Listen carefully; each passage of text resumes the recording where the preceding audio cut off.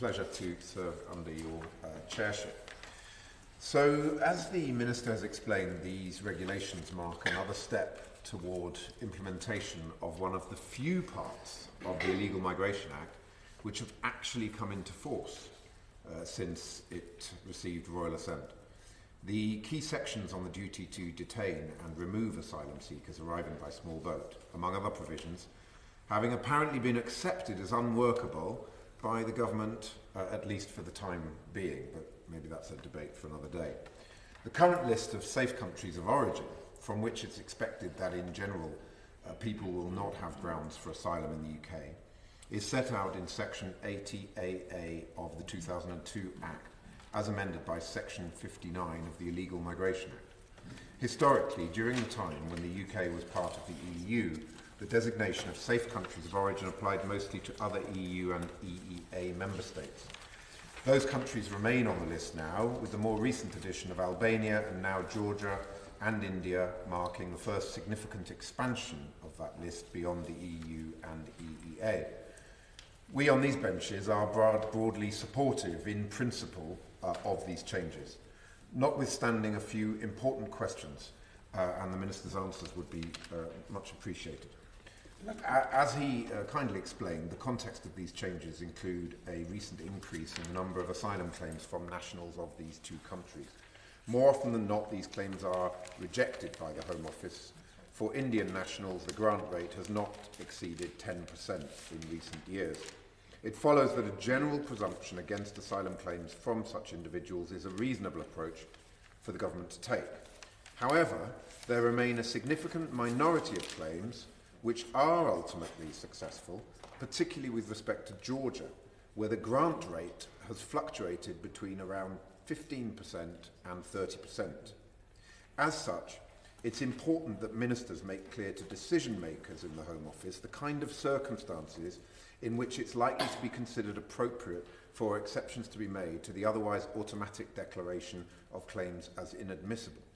As yet, this has not been made as clear as we would like it to have been made.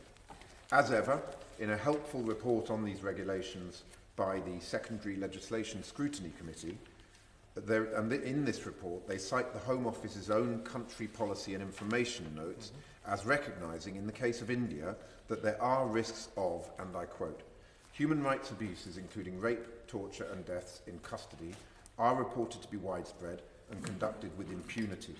Excessive force by security forces in areas of conflict are also reported, including extrajudicial killings, rape, torture, arbitrary detention, kidnappings and destruction of homes. In Georgia, the relevant note recognises that high-profile government opponents and managers of media channels opposed to the government of Georgia may be subjected to politically motivated prosecution and detention with a politically biased judiciary. So the Home Office itself currently takes a nuanced approach that recognises, in spite of a relatively low grant rate for Georgian and Indian asylum seekers overall, there do remain situations where discretion can, should and must be exercised for certain individuals. Following the entry into force of these regulations, it's important that the Home Office decision makers are provided with updated guidance at the earliest possible opportunity to reflect these countries' addition to the Section 80AA list, and crucially, in what kind of circumstances an exception to the requirement to declare claims inadmissible should be made. So can the Minister please confirm whether or not such up-to-date guidance has yet been published by the Home Office for the decision makers? And if this guidance has not yet been published, could he please give an indication clearly of when the department will be doing so? It should also be noted that what marks Georgia and India out from many other countries of origin for asylum seekers is the fact that in both cases the UK has a bilateral agreement on migration returns. A broad agreement with India on a range of migration-related issues, including the return of people, and I quote, in an illegal situation, was announced in May 2021 and has thus been in place for some time. And yet, the impact of this agreement on the actual number of returns has been less than ministers may have been hoping for. In 12 months to September 2023, there were 4,710 asylum claims from Indian nationals. During the same period, however, the number of asylum-related returns was a paltry 302. How does the Minister explain the still relatively low number of returns, particularly of failed asylum seekers, to India in the time since the agreement with India came into effect? And secondly, does he recognise that the addition of India to the list of safe states in Section 80AA will make it all the more important for the governments of both countries to identify and address any barriers to such returns if the intended effects of these regulations are to be seen in practice? And if so, can he tell us what specific actions are being taken in this regard? With respect to Georgia, a bilateral agreement in the form of a treaty was laid before Parliament in February of this year, of 2023. This agreement relates specifically to the readmission of persons residing without authorisation and is thus somewhat narrower in scope than the agreement with India.